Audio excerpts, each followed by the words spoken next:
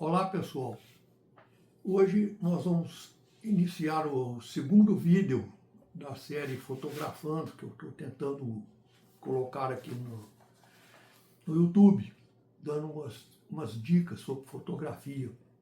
Então, hoje eu não queria entrar ainda em detalhes sobre as máquinas, hoje em detalhes de máquinas, que eu vou falar hoje sobre alguns aspectos gerais e fundamentais para depois, no próximo vídeo, a gente começar a esmiuçar cada um deles, tá certo? Então, a primeira coisa que eu gostaria de falar seria sobre distância focal. O que é a distância focal de uma máquina? Distância focal é o campo de visão, é o que você vê na fotografia, o que a câmera vai enxergar, tá certo?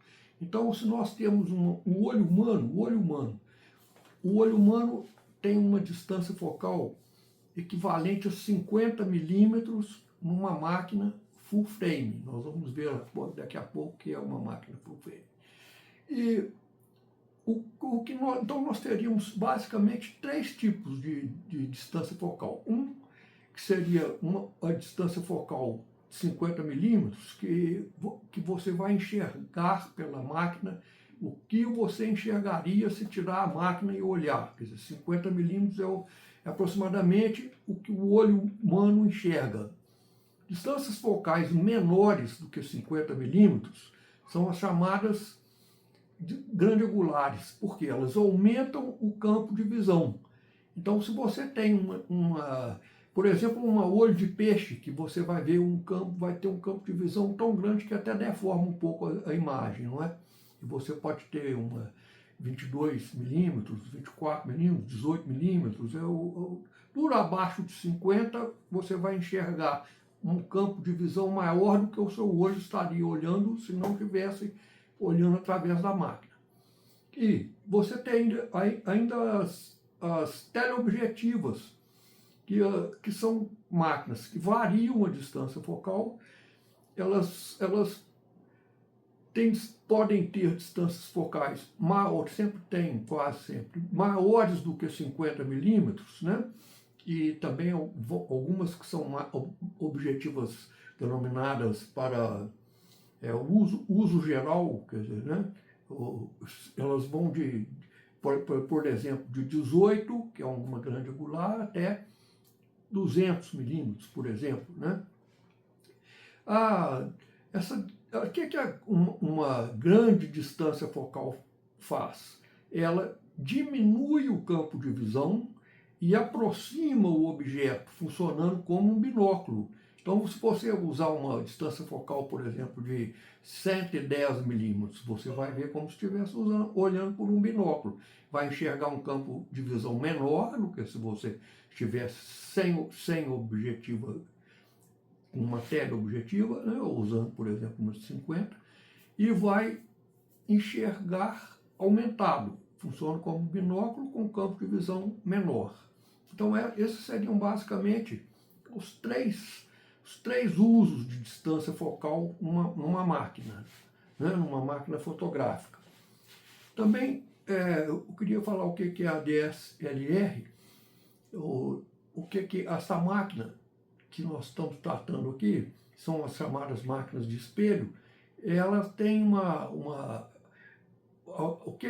por que ela se chama uma máquina de espelho? Porque você olha pela ocular ali, pelo visor, tem um prisma ali, um espelho com 45 graus embaixo que faz você enxergar pela lente. Então a imagem que você vai fotografar é a mesma que a câmera está vendo, porque está entrando pela lente. Na hora de bater a foto, o espelho sai da frente e a cortina bate na velocidade que você tiver determinado, não é?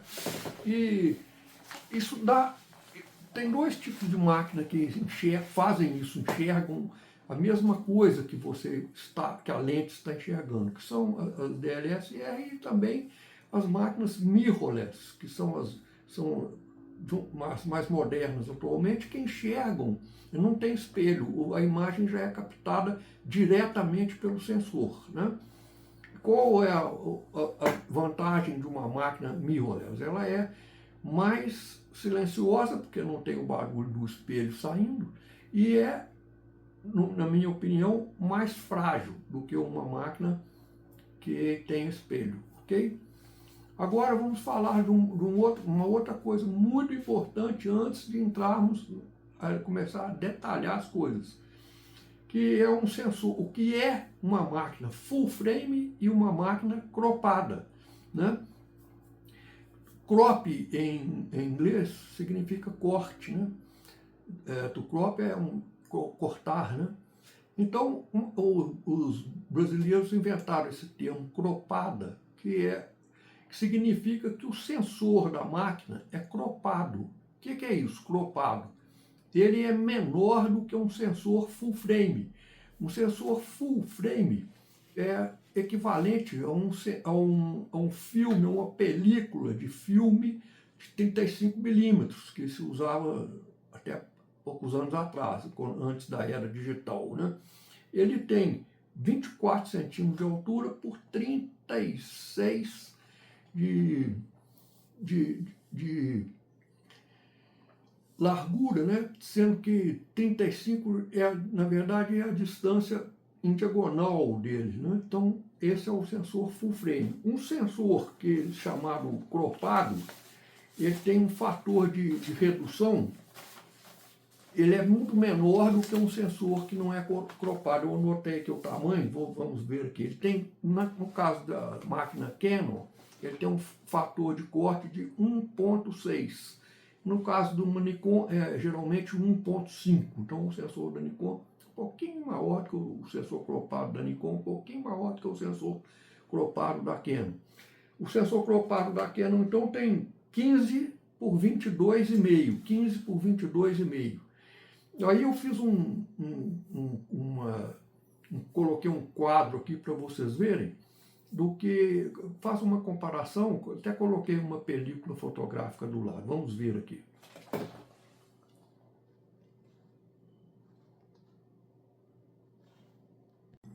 Então, pessoal, esse é um comparativo entre um sensor cropado, que aparece ali achurado de vermelho, e o mesmo sensor full frame, que é o quadro onde ele está inserido. E ao lado eu coloquei uma película de 35 milímetros, vocês vão ver que está feito em escala ali, tirando naturalmente aqueles furos para puxar o filme, né? Então, o que acontece é que o sensor cropado enxerga uma área menor do que o sensor full frame, né? E nas máquinas Canon, esse fator é 1.6. Então, aí imediatamente surge uma questão: qual máquina é melhor, a cropada ou a full frame? Isso é uma pergunta que até hoje não tem resposta. Tem gente que defende que é a cropada e tem gente que defende que é a full frame. Eu penso que vai depender do uso que você vai fazer do seu equipamento, né? Por exemplo, se você vai fotografar esportes, você usar uma máquina cropada é melhor do que uma full frame. Por quê? Porque quando você colocar uma objetiva de 100 milímetros, por exemplo, uma teleobjetiva de 100 milímetros, ela vai funcionar como 160 milímetros, porque ela vai ser multiplicada por 1,6. Então vai aproximar mais a imagem. Uma de 200 vai funcionar como 310 milímetros, né? Numa máquina full frame. Então, e se você vai fotografar em estúdio, talvez a full frame seja mais interessante, porque você vai poder ter um estúdio menor e poder se aproximar mais do seu modelo, de que você estiver fotografando em seu estúdio. Porque se você usar uma 50 milímetros, por exemplo, na cropada, ela vai funcionar como um 80 na full frame. Então você vai ter que chegar mais para trás para ter a mesma imagem ou uma imagem, digamos, semelhante, porque a perspectiva seria diferente, ok? Eu gostaria também de falar a vantagem de usar uma máquina que enxerga pela lente, né, que é uma máquina de espelhos, DSLR, ou mirrorless, é em oposição a essas máquinas que tem um visorzinho pequeno em cima e você não enxerga pela lente, quer dizer, você enxerga pelo visor e a lente vê outra coisa. Produz um fenômeno chamado paralaxe, que é a diferença entre o que você está vendo no visor e o que vai sair na fotografia. Isso não existe na máquina de espelho, né? nem na mirrorless. E o que importa na qualidade da fotografia? Nós temos dois fatores que vão influenciar bastante na qualidade da foto, que é a qualidade do sensor, que hoje todas as cropadas usam um sensor APS-C, e também o processador que tem dentro da máquina. O processador, digamos, na Canon, ela usava um processador chamado Digi4, usou na T3i, na T5, na T6 e penso que até na T7, se não me engano, é também esse mesmo processador. A partir da SL3, eles passaram a usar um outro mais moderno, chamado Digi8, que é utilizado nas câmeras mais caras e nas outras séries de câmera da Canon, sem ser as cropadas, que são máquinas de entrada, por que a cropada é uma máquina de entrada? Porque ela custa mais barato, ela custa bem mais barato do que uma máquina full frame, ok? Então, isso eu acho que seria o básico para a gente dizer, né? E no próximo vídeo nós vamos mostrar na câmera essa diferença de teleobjetivos, fazer fotos com as teles, com máquinas cropadas, e vamos mostrar como funciona isso tudo na prática, ok? Eu espero vê-los no próximo vídeo. Obrigado.